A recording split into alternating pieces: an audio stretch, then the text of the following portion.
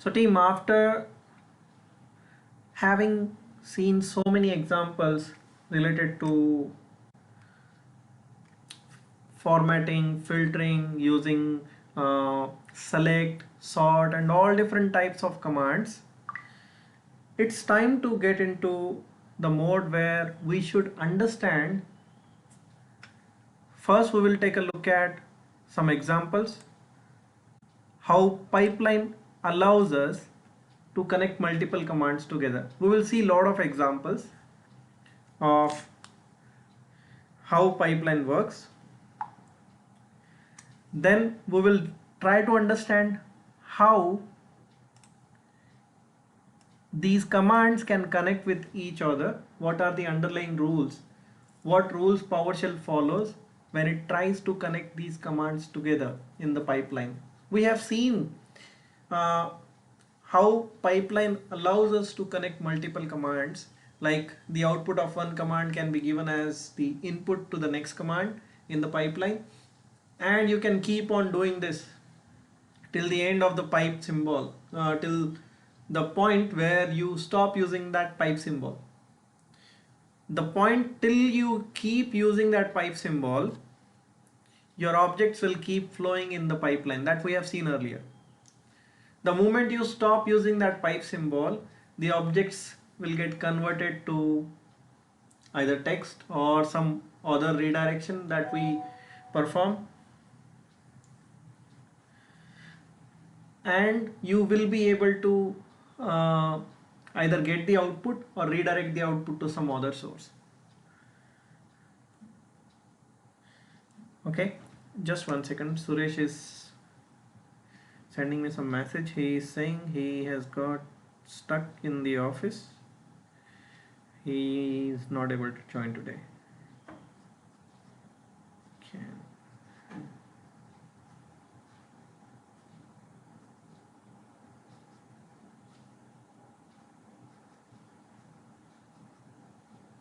Okay, I'm just asking him to refer to the recording. Okay, so in this topic number 8, we will see some examples of connecting these commands together. Then we will talk about how using pipeline you can export the output of any command to multiple different formats like CSV, XML, JSON, or connecting it or redirecting it to a printer or file or HTML. Now these things are very easy with PowerShell. Believe me, when I was earlier working on VB scripting, doing this was very difficult task. When you have to take care of creating the file system object, you have to take care of the formatting and all those things by yourself. But using PowerShell, it is very easy. You will realize that it is just a one line of command for converting or redirecting the output to a file, to a printer, to a CSV file, to XML, JSON, whatever formats, back and forth. Like you can export something to CSV, you can import something from CSV, you can export something to XML, you can import data from XML, and so about the JSON format. But with HTML, you have the limitation. You can just export something to HTML, because when you are exporting something into HTML format, you can just export it as HTML, but you cannot import it back as PowerShell objects.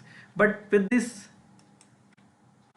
formats, you can do that. You can convert it back to the PowerShell objects. So let's see some examples and how these things can be done using PowerShell commandlets. First, we will take a look at get process,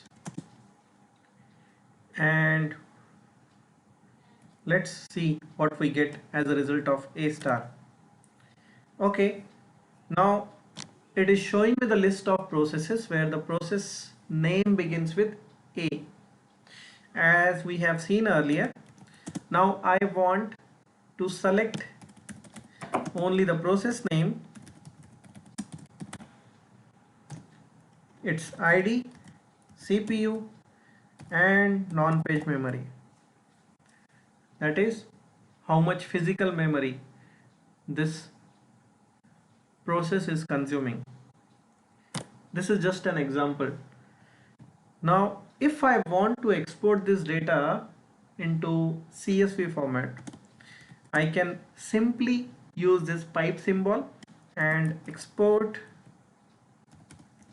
to CSV format followed by the name of the CSV file. Either you can give -path and then name, or you can directly give the name because path is a positional parameter again. So processes.csv and you're done. Now if you try to open this processes.csv file, by default if you have Microsoft Office, it will open that with Excel format. And if you look at the data here, the first column has process name, the remaining columns giving process ID, CPU and NPM. It is automatically formatted, and this first line is giving the details about what type of data is there in this CSV file. What is the benefit of converting the data into CSV format? Again, it is for portability. If you want to give this data to someone, if you want to use this data somewhere, or in future if you want to import this data back to PowerShell. See how simple it is. Import CSV, processes.csv, and the data is back. Now if you look at the actual CSV file, this is not how it is stored in the CSV file. If you want to see how this data is stored in CSV file in raw format, you can use get-content, that is reading that as a plain text file. We are not importing this time. We are just reading the contents of the CSV file using processes.csv. This is how the data is stored. That's why when you import it using import CSV, it doesn't show you this data type. It just shows you column headers. Do we have these dashes in the original data? No. It is automatically converting this first line into the column headers and subsequent lines into the actual data. So this first line is here. We don't have these dashes. It is added by PowerShell, and these rows are automatically converted to these columns and rows. Any doubts about CSV? Let me show you how to avoid giving this first line, having this first line in the output. So with the export CSV command, you can use -no type information. This time when you look at process.csv, that first line is not there, which is talking about the data type. You can exclude that in the output, but when you import it, there is no difference. Data is still same. But when you look at the raw data using get-content, that first line is not there, which talks about the data type. Any questions about CSV format? Okay. Now, yes, it will automatically convert that into columns and rows in Excel. When you open this process.csv, so we were at C drive temp. Here I have created that processes.csv. You can look at the timestamp. It is just created 2 minutes ago. When I double click, by default if you have Microsoft Office, it will open the CSV file in Excel. My question is,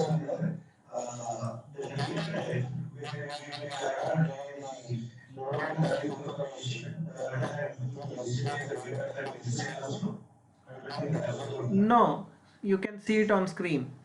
In Excel, it is not showing that data type, right?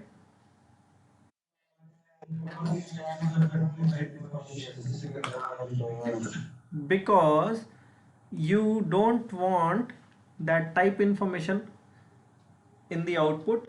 It is not significant for you. Let me show you what happens when you include it and when you don't include it. Now this time I am not giving no type information, and when I import this data back using import CSV and use get member, now look at the type name CSV colon selected dot system dot diagnostic dot process. Here it will mention what type of data was exported at the time of exporting. That is just for information purpose. Now if I do the same thing with no type information that we have done earlier, this time if you check using get member system.management.automation.ps custom object. So if you use no type information, PowerShell will forget about what type of data was exported. Now again the question, where and why you should not use, or where you should use no type information. Okay, this is PowerShell. PowerShell knows how to deal with this first line which says no type information. This one, PowerShell knows with this first line which is talking about the type information. But if this exported data is used by some other program, or maybe VB script or any other scripting language, that scripting language does not know how to deal with this extra line, that time you should exclude this line. If your data is getting exported to some other platform or some other means where it is going to get used. Got it? Did I answer your question? Okay. Next, there are certain you can say there are certain cases where CSV format is not useful. Let me show you what case. Now let me run this command get hyphen service hyphen name. Let's go with A star, and I will select name, display name, status, and required services.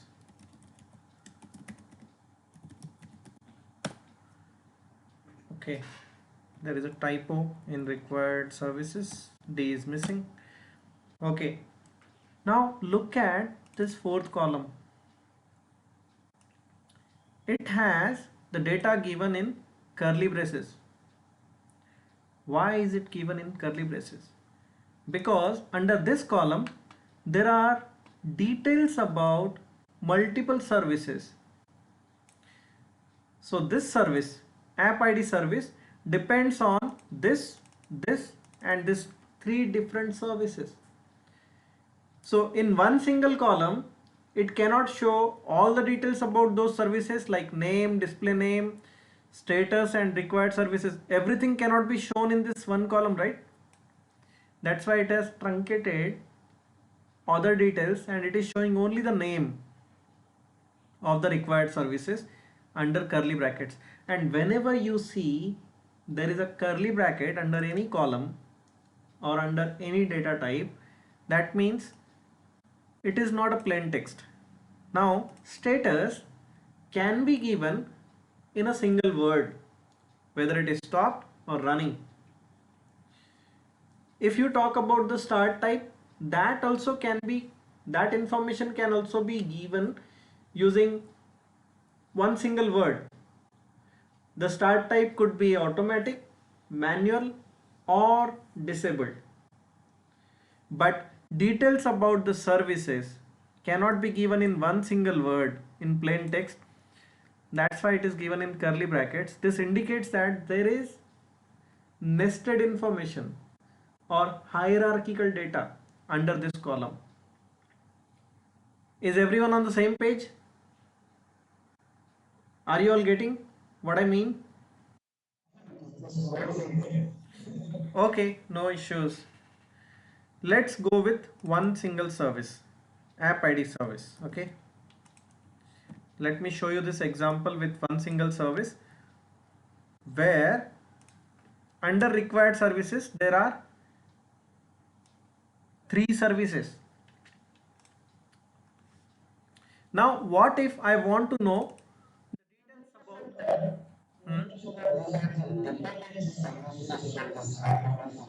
exactly? So app ID service, for app ID service, these are the services which are required.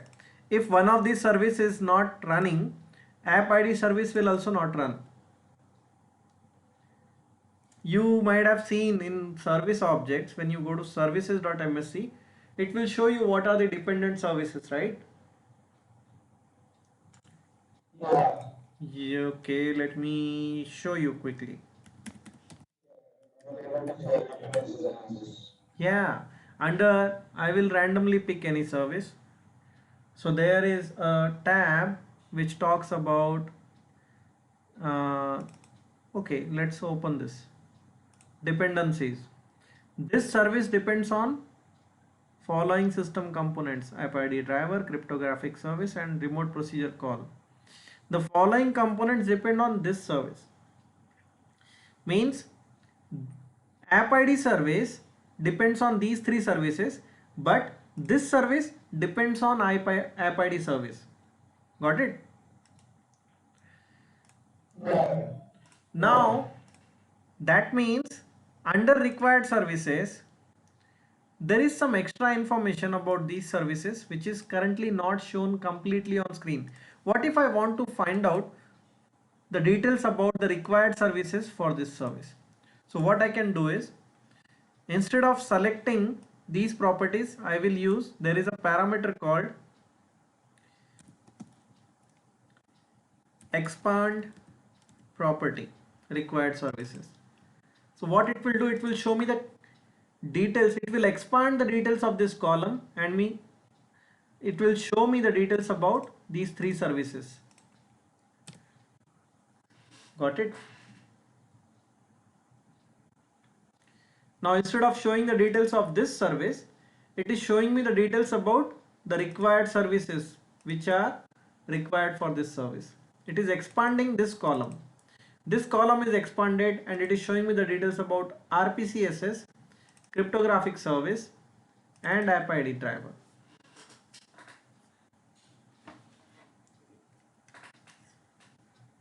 Is it clear now? Yeah. Okay. Now with this, what if I export this to a CSV file?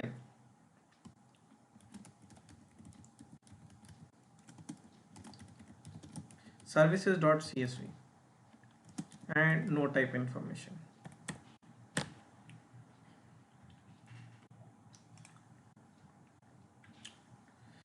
Let's open this services.csv, or let's import it back so that we can see what was exported. Import CSV services.csv. Now look at the required services column. It is not showing me the details about the required services. Instead, it is showing me system.service controller. That is because how can it fit the details about three services under one cell? This is one single cell, right? How can it fit that information in one single column about three different services or multiple service objects? In App ID case, in case of App ID SVC, there was only 3 services. Here there was 2. Here there was 4 services. So it cannot fit multiple items under one column. So instead of storing those items, it is just storing the details about what was the data type. So in the cases where your output object contains multiple layers of information, you should not use CSV format. Now if you look at the raw data, get-content services.csv, even in the raw data, now think about this. Everything which it is storing in double quotes separated by commas, right? For every column, it is using double quotes, then comma for the second column, then the information for the second column is stored inside double quotes, then a comma, then third column again in double quotes, then a comma. Now think about it, how it can store multiple values in the same quotes. It cannot. That's why. Hmm. Actually,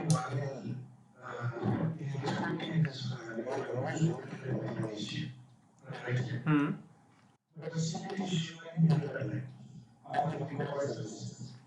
No, no, it's not related to that. Required services data type is there, but do you see that hash and then system dot service process dot service controller thing as the first line? No, right? That no type information will only control the first line. So here that first line is not there.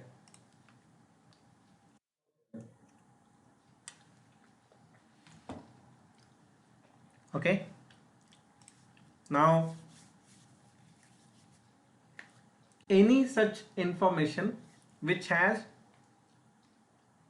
multiple details found under one column, PowerShell cannot store it in CSV file. For such cases, you have to use XML format.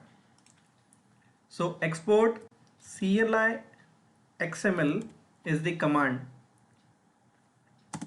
and you can specify services.xml file. So it will automatically create that hierarchical data, and when you import this back using import CLI XML services.xml, data is back. Under required services, you are able to see the details. Now you go back, and if you open that services.xml, you can open that with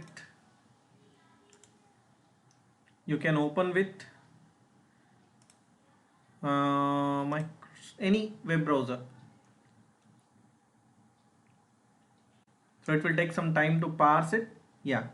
So this is what is exported as XML. All the details are exported in XML format. Now XML format is not good for human eyes. You cannot just look at it and understand what does it mean. So you can, if you want to use that, you have to import it using import CLI XML. Then only you can understand what is stored inside the XML. Got it?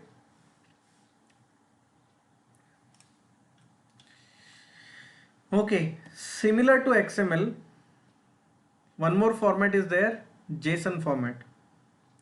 But for JSON, now let me first show you details about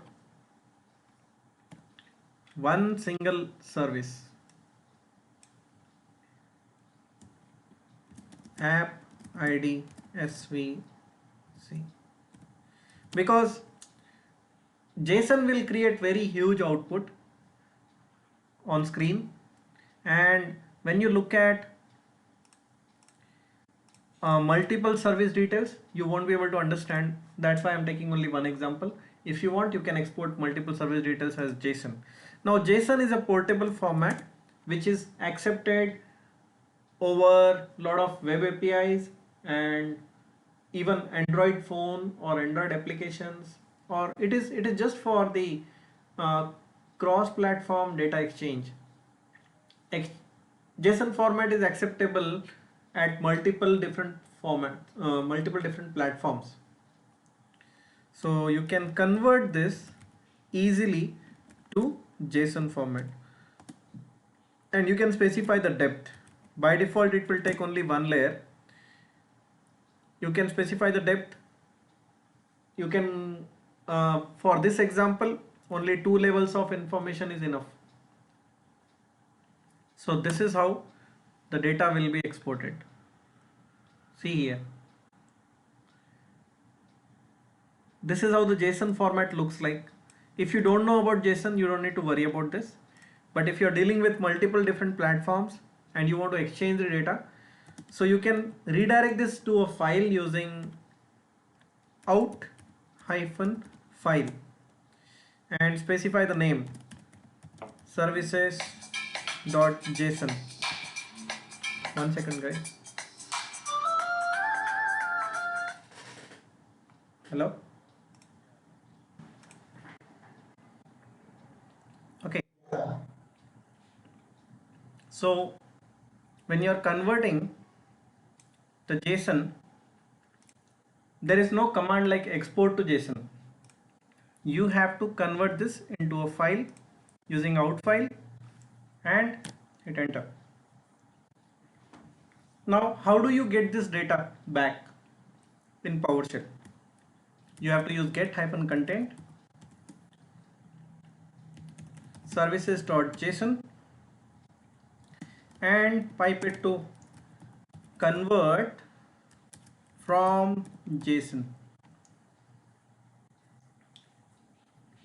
Now this data is back, but here the required services is imported as an object. So you will not get the exact same data back, but here if you want, you can use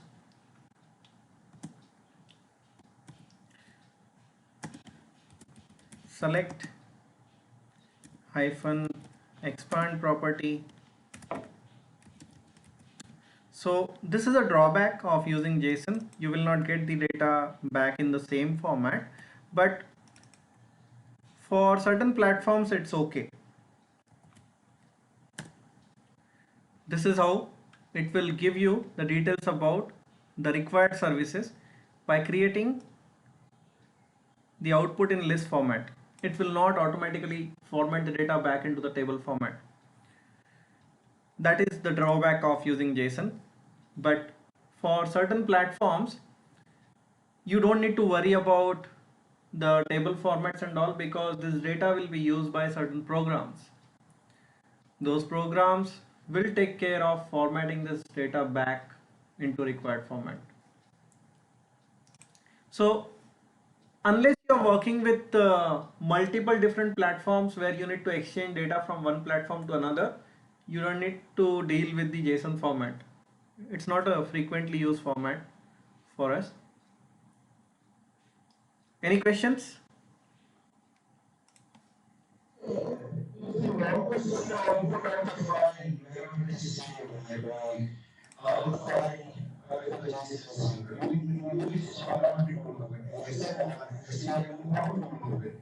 Okay, for JSON, there is no file association in Windows unless you install something like Visual Studio Code. There is a program called Visual Studio Code. By default, when you install Visual Studio Code, you can redirect this to open with code like this. In Visual Studio Code, it will automatically take care of showing that in correct format. But otherwise, if you don't have anything like this, you can open that in Notepad. It is a plain text file.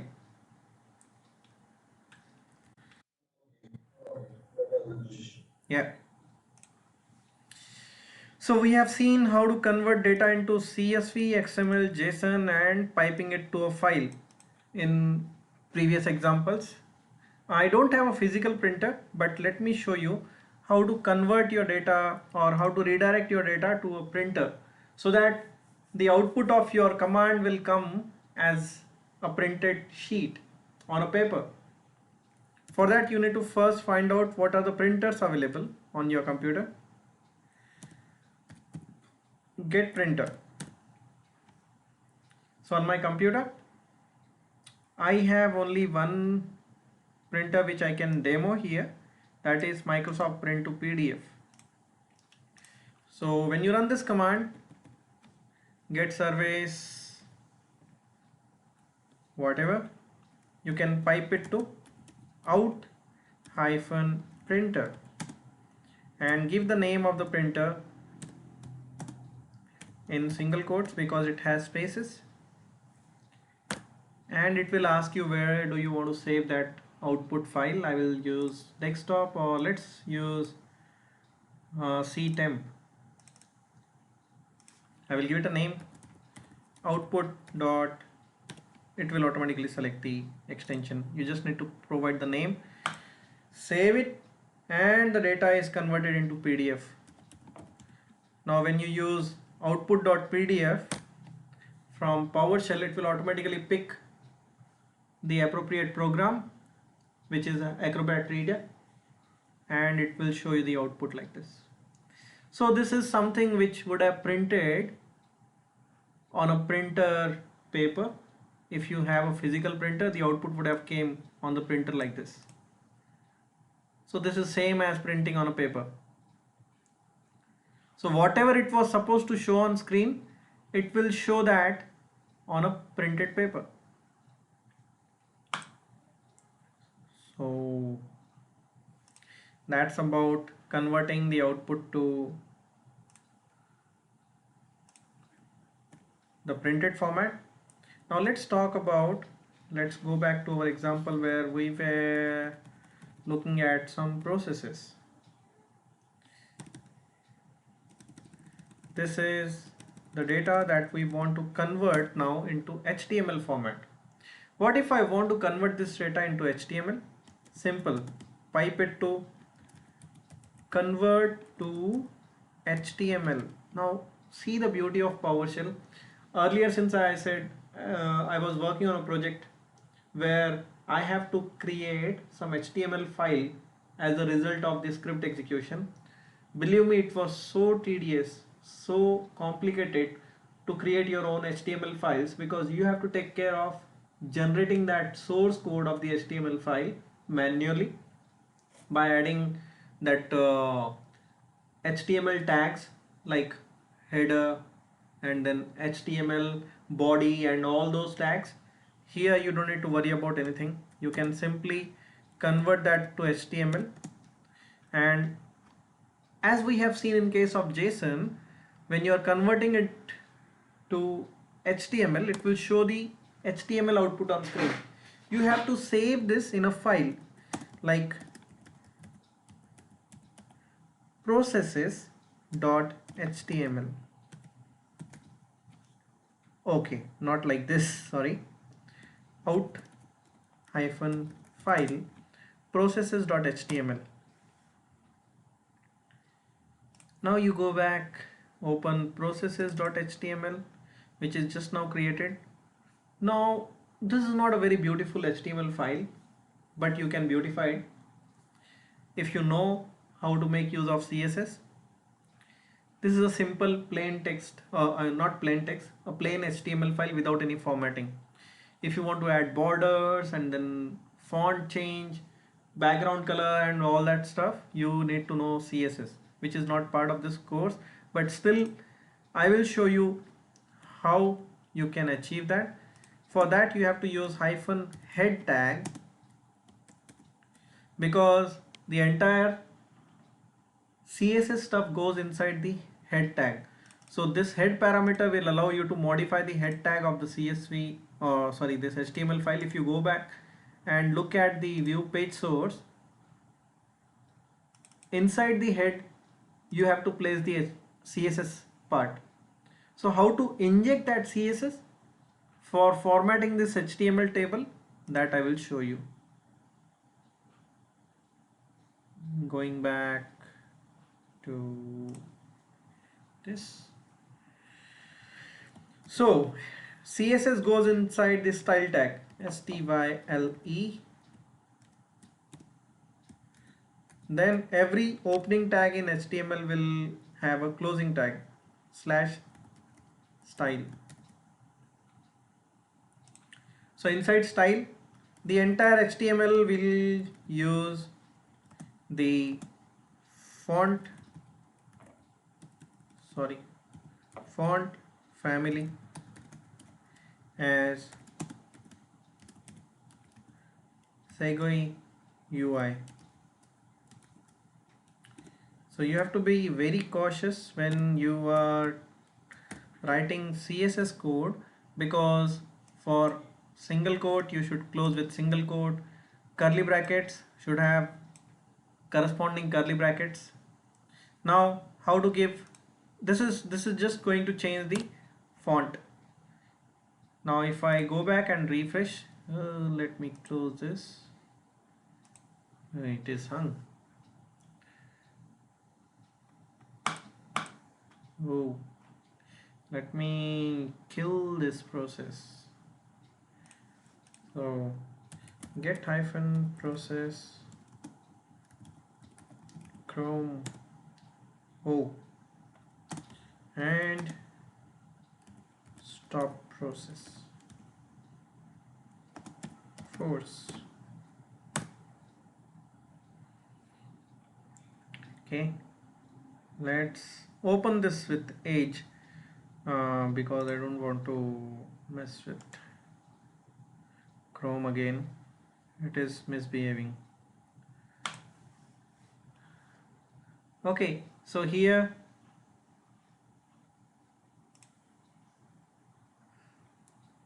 for HTML we have changed the font family to Segoe UI. Okay, there is no dash in Segoe and UI, that's why the font did not change. That's what I said, you have to be very cautious when you are using CSS. Now go back and refresh, the font is changed. Now how to add the table borders? Oh, again I clicked on this, go away.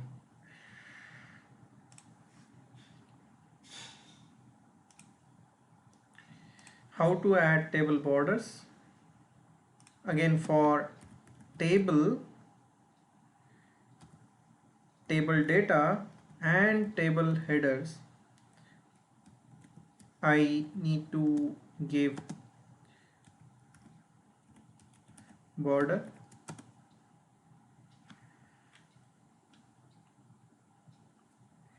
one pixel solid and gray. This is how you specify the borders using CSS. Now go back and refresh, your table will have borders. Now this text is very close to the borders. If you want to give some gap, you can use padding. So for adding the padding, you have to use table data, table header, padding 3 pixel.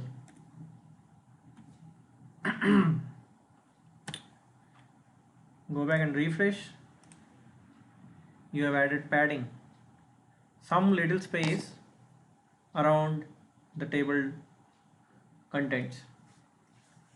Okay, now let's do some fancy stuff. Let's add hover effect. What is hover effect? When you take your mouse cursor over the table row, it should highlight that row in a different color. When you hover your mouse cursor,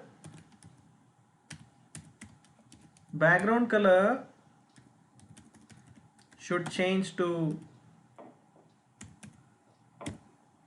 let's change it to gray or dark gray, and the text color, which is represented by color, should change to yellow. This is one effect, and let's add another effect like table data, means the contents of the cell. This is for row. For table data, when I hover, it should show the background color as black.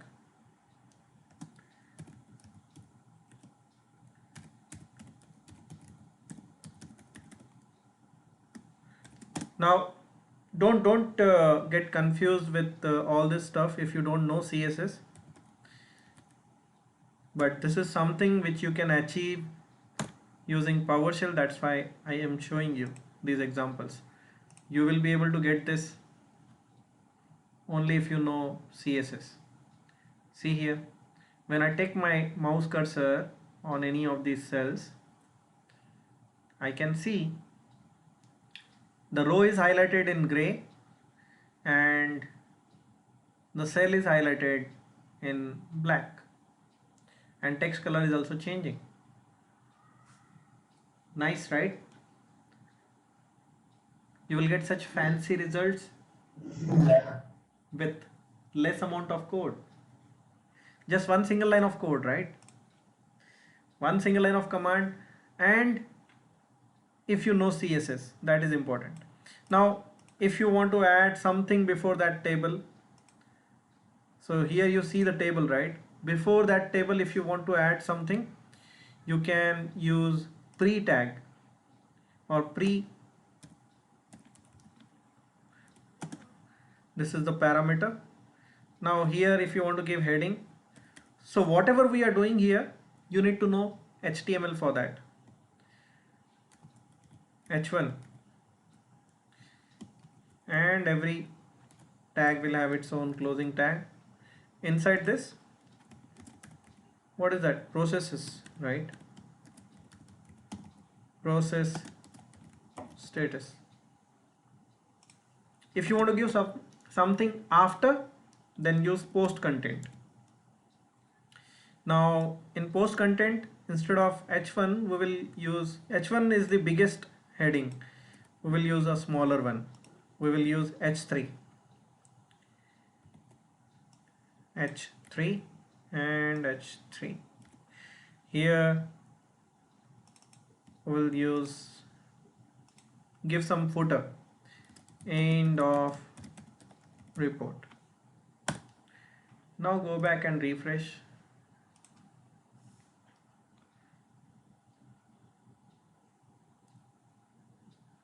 So this is some fancy stuff that you can use using pipeline in PowerShell.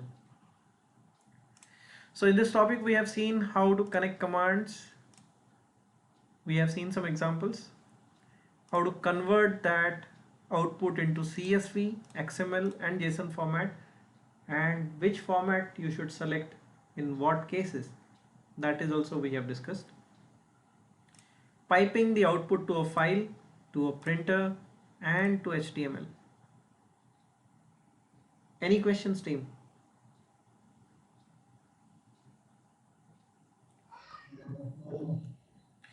Okay, let me stop the recording.